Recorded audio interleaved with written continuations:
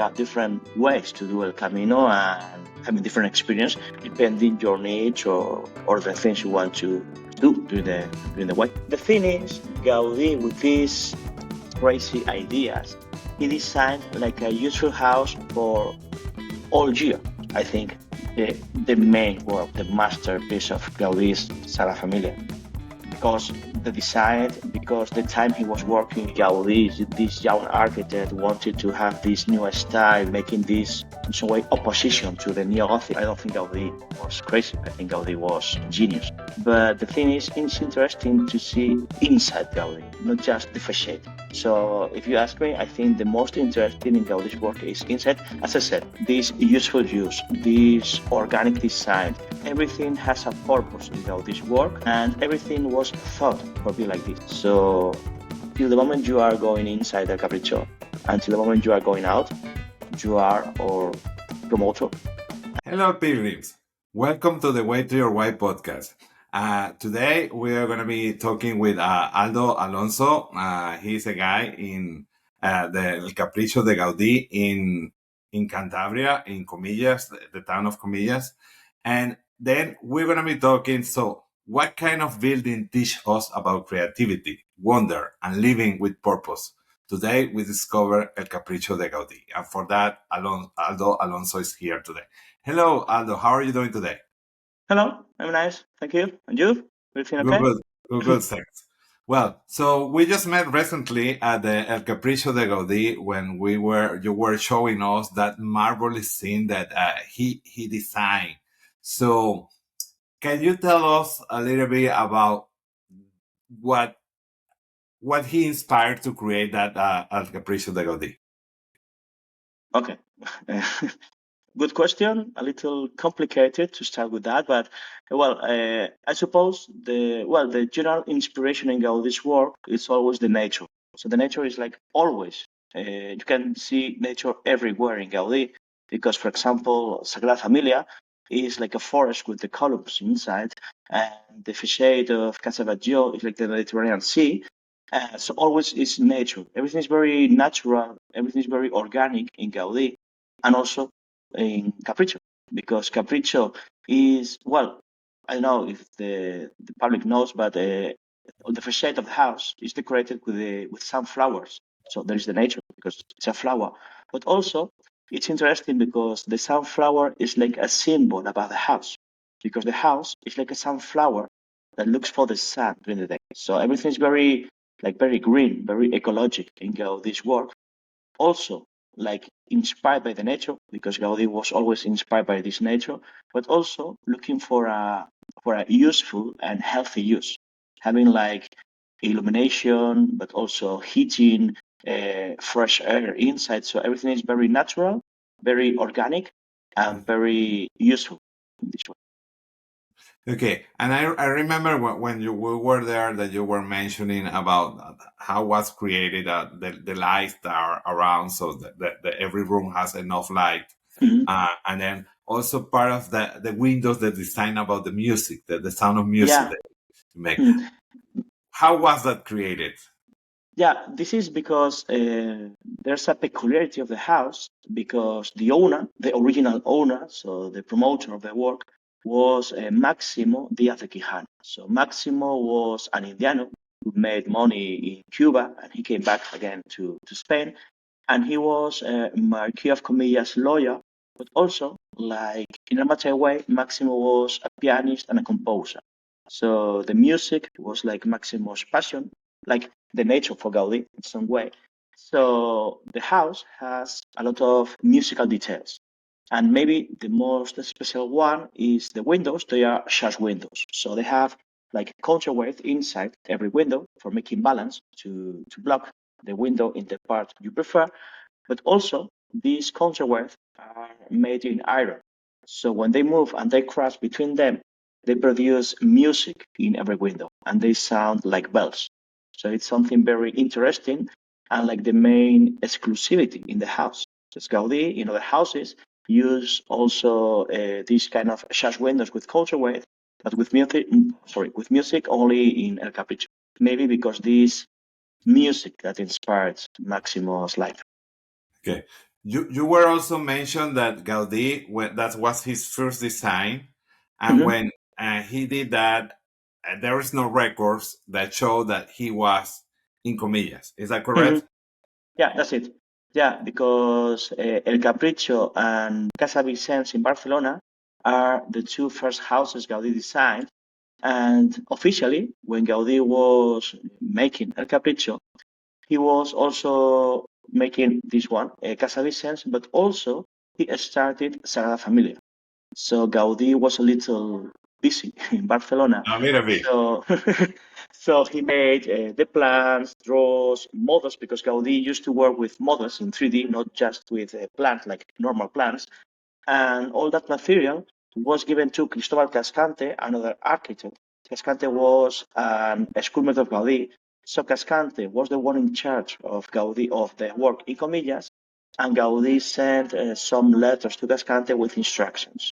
So this is the official theory, that Gaudí never was in Comillas. And of course, Okay. we don't have any picture, any document, we don't have any official about if Gaudí was or not in Comillas. But we have some testimonies who said they saw Gaudí here doing the work. And also, there's another theory, because it's supposed that many years after Gaudí was doing El Camino, so he passed from León to Astorga, and also he arrived to Comillas to check the house finished.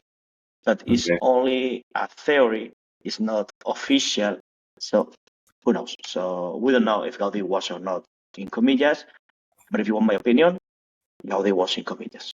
I'm completely sure about that.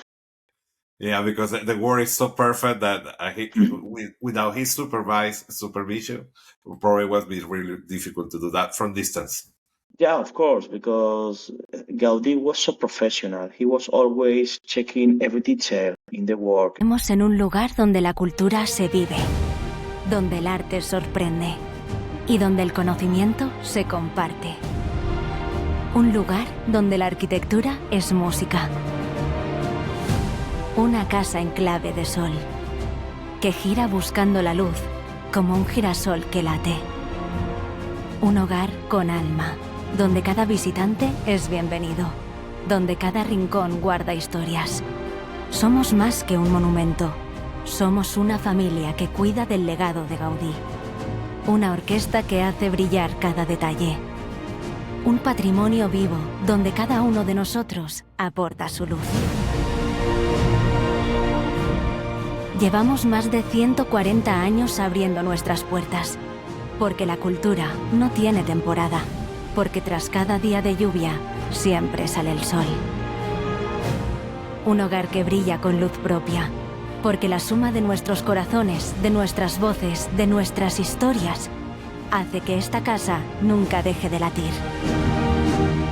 Toca, juega, el arte es divertido, la cultura es para todos. Bienvenidos a El Capricho de Gaudí.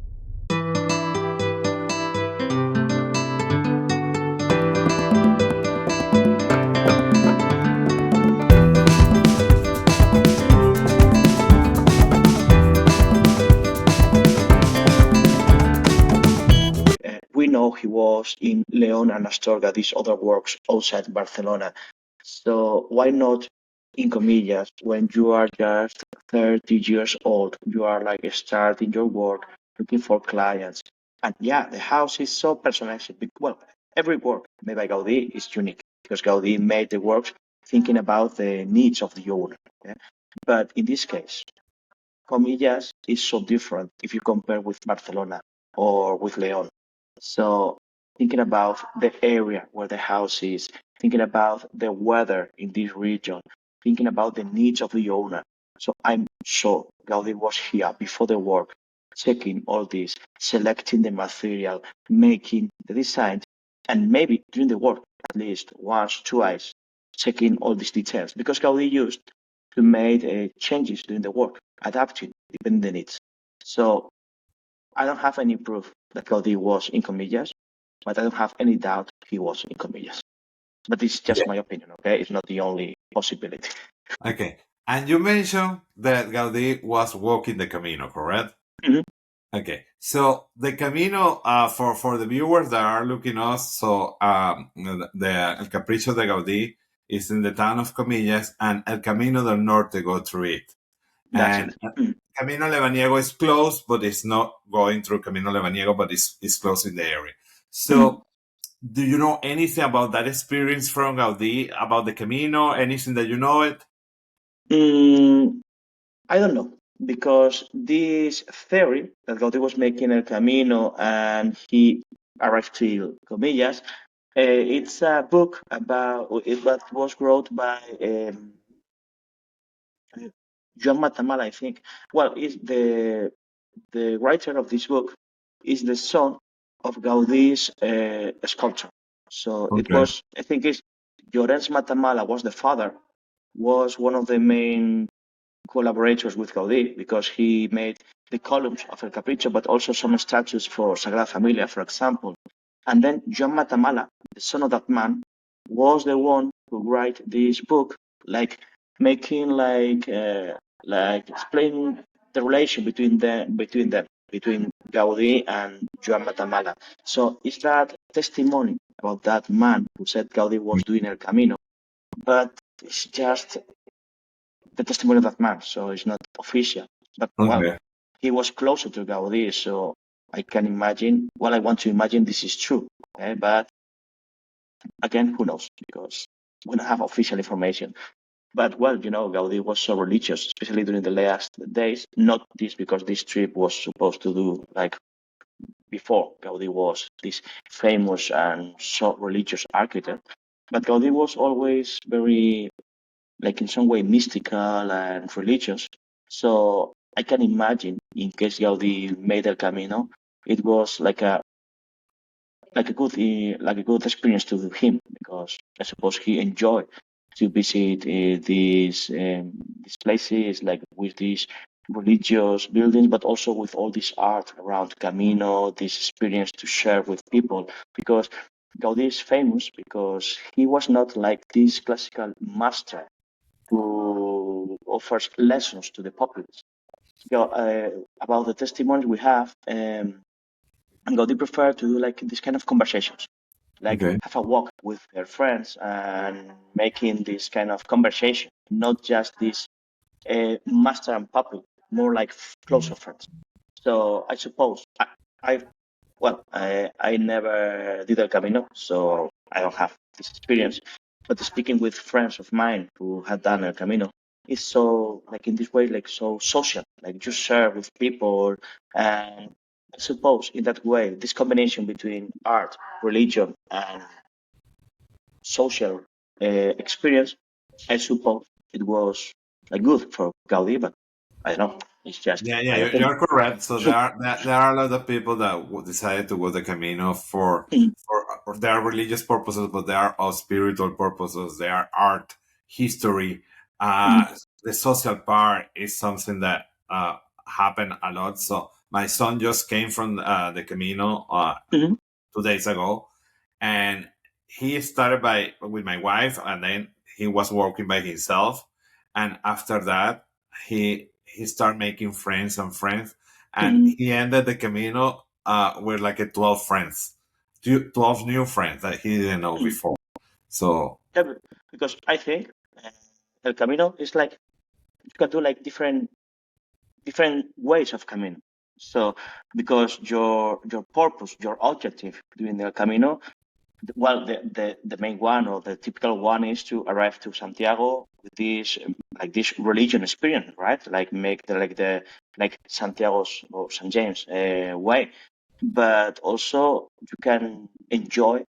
Maybe you don't. Maybe if you are not a believer, maybe you have this experience to share with other people, or maybe to enjoy these natural landscapes, or maybe visit different churches or buildings with art. For example, I'm not a believer, but I love art and history, so I like to visit churches, not because this faith, it's because I enjoy to visit a Romanesque building or a Gothic church. So I suppose you have these different motives to do El Camino. So I suppose maybe Gaudí was the person who can combine all that kind of caminos.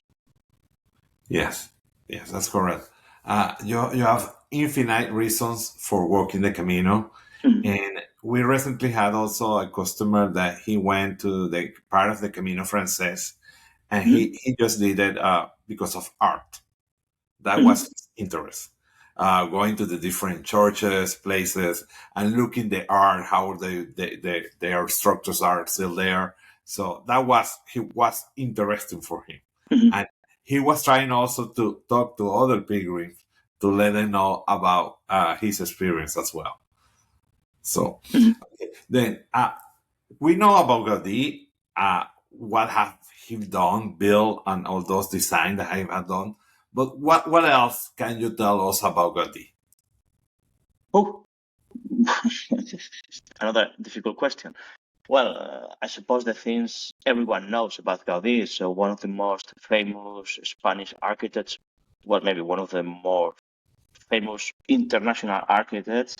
This year, 2026, is so important because this the anniversary of Gaudí's death. So recently, I think it was the last week, was well, the main tower in Sagrada Familia was inaugurated by the Pope because the Pope arrived here to Spain and he was in this celebration in Sagrada Familia. So I think, of course, I work in a Gaudí's work, so you can imagine I like Gaudí's work. Okay. But I think it's interesting because it's not like the typical architect. So, and he was so modern at that time. Because something interesting is that I think most of people think Gaudí is like, well, till many years ago, well, people thought Gaudí was just a crazy man who made strange things with a lot of colors and strange forms. But I think Gaudí, of course, I don't think Gaudí was crazy. I think Gaudí was a genius. But the thing is, it's interesting to see inside Gaudí, not just the facade. So if you ask me, I think the most interesting in Gaudí's work is inside. As I said, this useful use, this organic design, everything has a purpose in Gaudí's work, and everything was thought for being like this. That's why I think Gaudí was here, because for do this, you must be here, well, or in the work, to check the details, to change in case some details doesn't work. So because of that, I think he was here. And of course, speaking about El Capricho, I'm not going to tell you that this is the most important Gaudi's work, because maybe Sagrada Familia, Casa Batlló, Pedrera are bigger in importance, but at least we are one of the most special ones, because this is, again, one of the few buildings Gaudí made outside Barcelona, but also one of the first works designed by Gaudí. And I always said maybe Casa Batlló is more developed than Gaudí, than El Capricho. But thanks to El Capricho, or thanks to Casa Vicens, we have this other Gaudí, because in these early works, where Gaudí started to develop these ideas, these designs, and of course later they made bigger, like in Casa Batlló or Casa Milà la Pedrera, or of course Sagrada Familia, because Sagrada Familia, Gaudí was working during all his life in Sagrada Familia. That's Yeah. why Sagrada Familia is like this resume about Gaudí's work, because you can see these early ideas, but also these more major designs or ideas. Do you know how many masterpieces have a Gaudí design? I think for me, every work by Gaudí is a masterpiece, but I suppose the most developed ones, or the most, Sagrada Familia, for example, it's like insane. So Sagrada Familia, it's, well, because of that, they're still doing Sagrada Familia because it's not finished. And it's supposed to be finalized maybe, I don't know, well, they have finished the towers, but still being in construction, the main facade. Also, they need to increase the square of the place, and they need to make like an avenue that it's supposed that the avenue connects with the sea. But of course, the problem is we don't have many Gaudi's material. because most of the plans and draws and models were in Sagrada Familia. And during the Spanish Civil War, there was a fire that destroyed most of that Basilia. So now it's more like an interpretation, not something with Gaudí's design. It's an interpretation about Gaudí's ideas. But of course, I think the main work, the masterpiece of Gaudí is Sagrada Familia, because the design, because the time he was working on it, but also because this spiritual idea of Gaudí, because Sagrada Familia was the order of God, not the order of a, a rich man like Maximo, the owner of Capricho. So Gaudí was working for his boss in some way. So, and he was so religious. So I think it was the most important work made by Gaudí, but also I think it was the most important work for him. Because of that, the last years, the last days, he was working just in Sagrada Familia, completely obsessed, doing every work just in Sagrada Familia. So, and well, when he died, he was working every day in Sagrada Familia, and the last times he was living in Sagrada Familia. So it was complete focus in that work. So yeah, I think the masterpiece of Gaudí is of course Sagrada Familia, but Capricho it's also important. Okay, and then so going back to the Capricho now again. Mhm. So can you tell us where the Capricho is located, and how people that are going international that arrive to Cantabria, how they approach to El Capricho, how they can go there? Well, first of all, if they are doing El Camino del Norte, so El Camino del Norte pass through Comillas, the village where is El Capricho. And well, Comillas is a coast village. It was like a very simple and poor shipping sailors village. But on the late 19th century, Comillas became the place for spend the holiday the wealthy people in Spain. So the bourgeoisie, the nobility, the royal family spent two summers in Comillas. So because of that, that people wanted to renovate Comillas. So because of that, we have El Capricho, of course, but also El Palacio de Sobrellano and the chapel and pantheon of Sobrellano next to the palace, the old University of Comillas. So I think it's interesting because in well, it's so small village. You have a lot of heritage to visit because not just El Capricho, because maybe El Capricho is the most famous one because it was made by Gaudí, but also the pilgrims who arrive to Comillas, they can visit also these other buildings, and especially the international visitors. We have something interesting because we are one of the few buildings that offer English guided tours. Not all year because we only offer during the high season, but we have 2 daily English guided tours. And Okay. also, if you don't want to do the visit with a guide, we have a map and you can scan a QR code and you have an audio guide for visiting El Capricho. And we have in different languages because we are increasing the number of languages for this. So I think it's interesting because maybe if you don't have the help of a guide or this audio guide, maybe you can see an empty building because we don't conserve any of the furniture. The house is empty. But the interesting thing is to see Gaudí's design, these useful use, these useful ideas about the weather and how to have this organic design. And thanks to the guide or the audio guide, you can discover. So I think it's an interesting visit for people from Spain, of course, but also from international people who visit Comillas. And well, I think we have a good offer for them.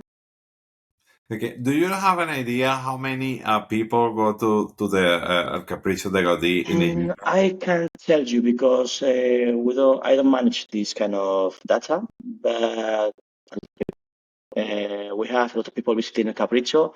Of course, in Cantabria, the place most visited is Cabárceno. This natural park is like a zoo, but it's not exactly like a zoo because the animals are like in semi-freedom. Okay?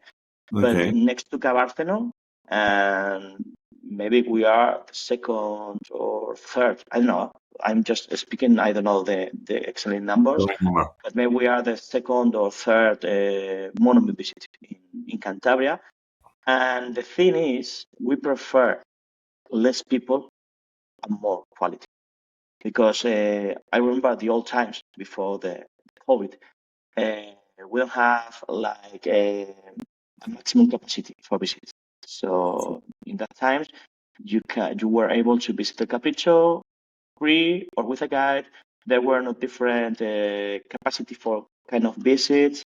It was it was easier for the visitors to be able to be inside, but I think the experience to visit the Capricho, it was not so good because there were a lot of people around, and now we have capacity and we have different tickets if you want to do by your own or with a guide.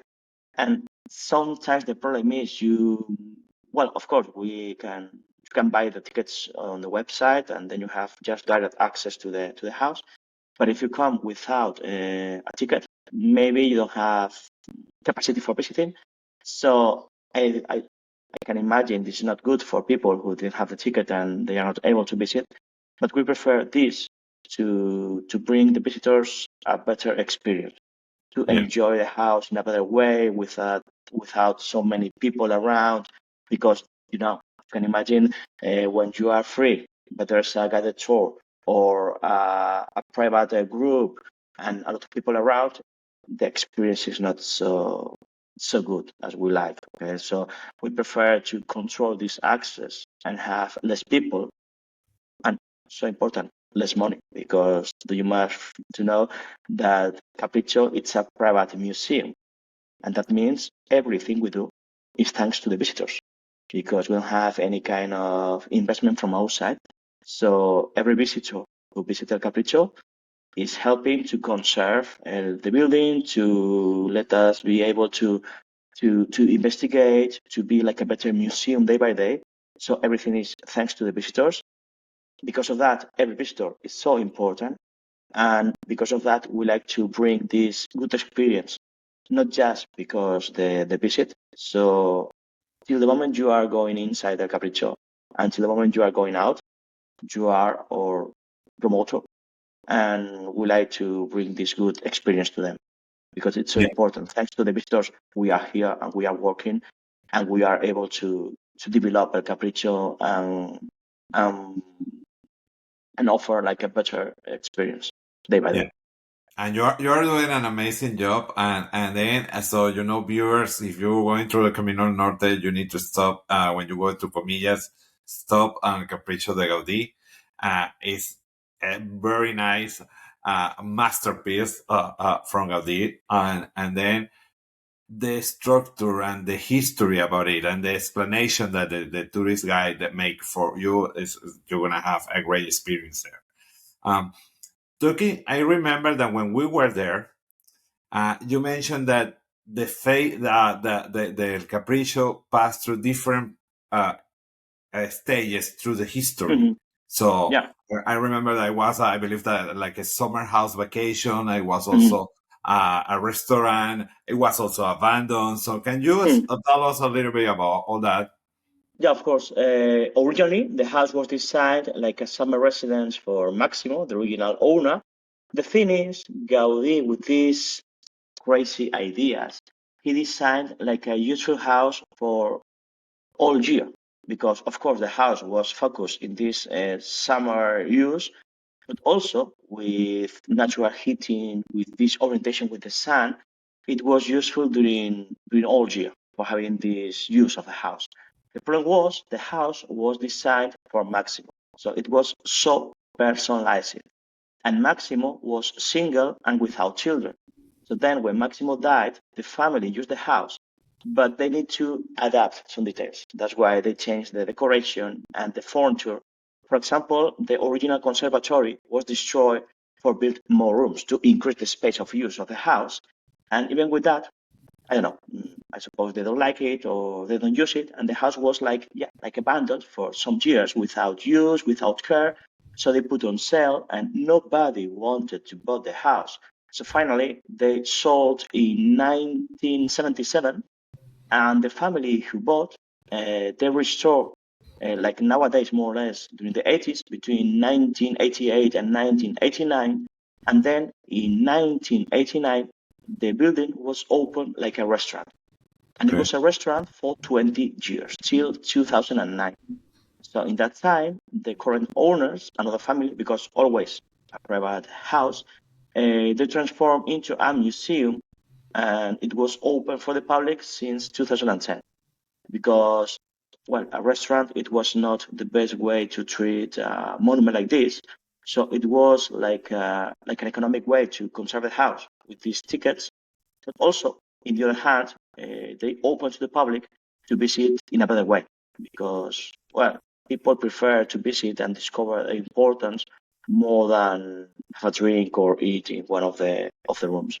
Because, yeah, it was a restaurant complete. So every room in the house was a place for it. Well, one room was the cafeteria, another one, well, the original bathroom was the toilet for the clients, but the rest, it was different places for Okay. it. And speaking about conservation, it was not the best way. Okay. And since 2010 to now has been a museum, correct? That's it. Okay. Well, now talk a little bit about you. So you were mentioned before we started recording that you went to university to study history, That's it. and and then you also start working as a tourist guide. So you learn as a tourist guide as well. So what made you the decision to go to study history at the university? Complicated because since I was a boy, my parents, they were like, they have passion about history. So since I was a kid, they bring me this good taste for the history. So I was like the history.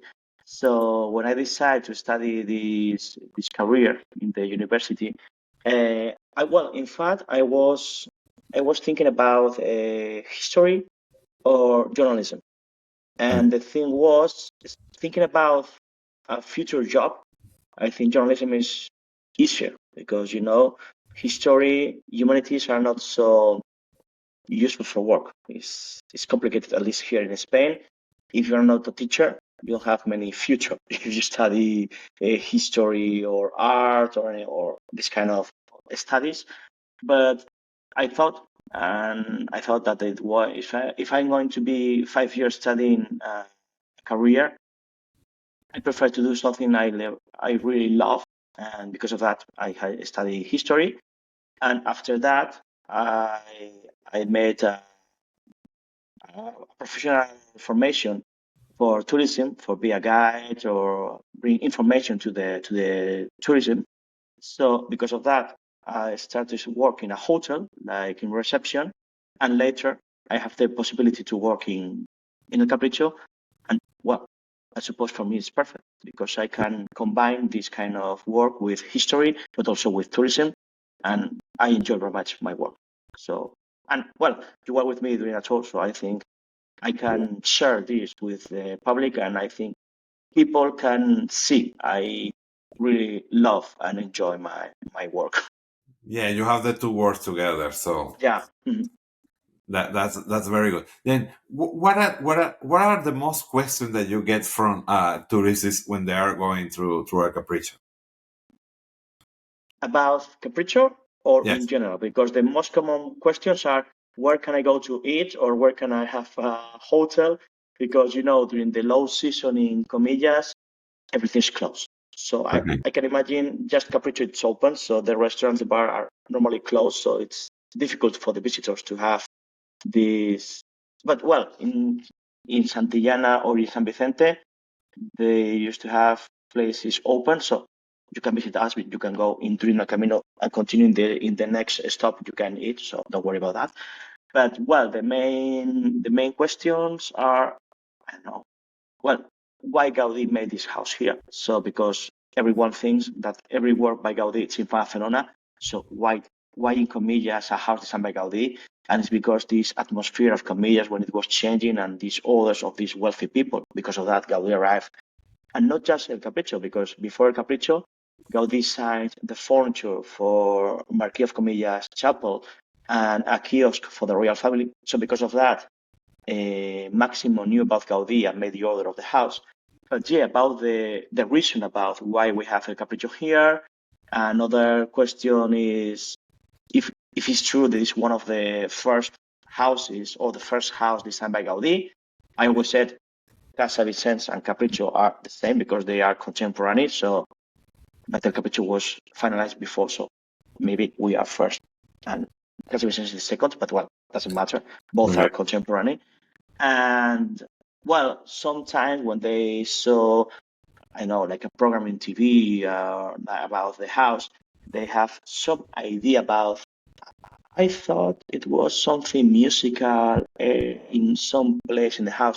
They know a little about the windows. Because of that, they like to see how they work and how they sound. And yeah, but the typical thing is why a house of Gaudí in Comillas and why this design? Of course, the sunflower. So another typical question. Why all that sunflowers? Because the sunflower is not typical in Cantabria. There are no sunflowers in the fields of Cantabria. And the reason is because of that symbol about the illumination of the house. And especially with people from the Netherlands. Another question. Who used the sunflower before? Gaudí or Van Gogh? And El Capricho was made before. Okay, so in that case, maybe Van Gogh copied Gaudí. I don't think so. But yeah, about the sunflower, about the another question, the inspiration, because Gaudí was always inspired by nature, but in the case of Capricho, Casa Vicens, this early period of Gaudí, he was very influenced by the Islamic and Oriental style. That's why El Capricho is a little Moorish, because the tower is like a minaret of mosque. So another question is why this Islamic Oriental inspiration? And well, it's because this exotism about the Oriental style was a little fashion in that time. Maybe making this opposite way because the chapel, the palace of Sorollano are neo-Gothic, like the academic style. So maybe Gaudí, this young architect, wanted to have this new style, making this in some way opposition to the neo-Gothic. Maybe he looked for the most opposite style with this Islamic and Oriental. But yeah, the main questions about why El Capricho is here, how long it takes, because the house was made in just 2 years. And sometimes people doesn't believe this house was made in just 2 years between 1883 and 1885. But yeah, the inspiration, the music, and the sunflower maybe are the main questions about the visitors. Well, very interesting. And then you mentioned also that because you like art, you like history, and you're like, so at some point you would like to consider to walk the Camino, correct? The thing is, maybe with a car, because I'm not very fan of walking. Okay. Oh, my physical state is not so good. So I prefer to do this by car. Yeah, by car, or maybe just in some place. I don't like to be like walking around. But yeah, of course, if someday I'm going to do El Camino, I suppose my motive will be more the art and the visits more than this faith objective or this religious objective, because I'm not a believer. So yeah, I'm more in the way of this art, history, or well, of course, doing with friends, sharing this experience with my friends or with people that I'm going to meet during the El Camino. Of course. Okay. Yeah, but that's actually another way to do El Camino. You don't have to even walk, which there are people that go by car. Yeah, so if you walk, it is a different experience. But then going by car, you can visit different places around. In my case, for example, I have walked the Camino, but the last sections of the Francés and the Costa Portuguese. But I've been in so many different places around the Camino. Right now, one example is that I was in Comillas, that Camino del Norte go there, and the Camino Lebaniego is close to it as well. But I've been in Bilbao, I've been in San Sebastián, that the Camino del Norte go through those towns as well. And well, of course, and always in my experience, when I was working in this hotel in reception, it's a very luxurious hotel. So when you think in the pilgrims, you're thinking like this, I don't know, like in this lower level in some way, like more cheap than not luxurious hotels. But we have pilgrims doing a Camino, and maybe just that night they spend the night in this hotel and in a very luxurious way, or they are doing a Camino and a taxi brings the the luggage to them from one point to other. So yeah, of course, it's not like at the origin it was more like the classical way to do El Camino, but I suppose now there are different ways to do El Camino and having different experience depending your needs or the things you want to do during the way. Mhm. Yeah, but even in the Middle Age, Mhm. for working the Camino, you have horses, so it's not Yeah, of like course, they yeah. walk the whole time. They also going by horse, or they Mhm. have other they have cars also as well that they were put by horses. A different way that Mhm. happened at the time that not necessary. And an example is when my wife just arrived to Santiago last year, and she mentioned to in the pilgrim office, well, I just did some kind of, I took some taxis, some buses, and they say, that's fine, that's totally fine. In the past, Mhm. they used to do it also by horse or other things that media didn't Mhm. have it at the time. So that's perfectly fine. Well, what advice would you tell to a pilgrim, because we're talking about the Camino as well, but the pilgrim that is going through the town, how much time he should consider or she should consider to have the experience to admire everything that is in Comillas? Well, during the high season, well, when you have, well, because I think, yeah, I think the other monuments are open during all year, depending the time. The timetable is different, like us, because during the low season we are closed. I think the last visit will be 5 o'clock and 5:30 we are closed. Now during the summer we are open till 8 o'clock, and during July and August we're open till 9 o'clock. And also, well, we have during August we have concerts and theater, and we increase that time till 11 o'clock. Okay. Well, this well, depending the program, okay. But yeah, I suppose if you have time and you want to spend one day in Comillas, you can do it because just visiting El Capricho and Sorellano and the university, if you want to have a walk till the beach or the port and visit everywhere in Comillas, you can easily spend one day in Comillas, and we have an albergue, so it's I think it's open during not during all year, maybe during the from Easter till the final of the summer. I'm not sure about that, but well, yeah. For speaking about time, you can spend one day completing in Comillas, but of course, depending the time you need to continue or if you want to spend the night here. But yeah, it's you can easily spend one day completing in Comillas, visiting all these monuments. But in case you don't have time, you can visit El Capricho and then you can continue your way to San Vicente. Okay. Well, thank you very much, Aldo, for your time You're today welcome. and for sharing with us and the pilgrims all that about Gaudí and also El Capricho and Comillas as well. And thank you, pilgrim, for watching us. And please keep adding your comments in the comment sections. Thank you and buen camino. Thank you.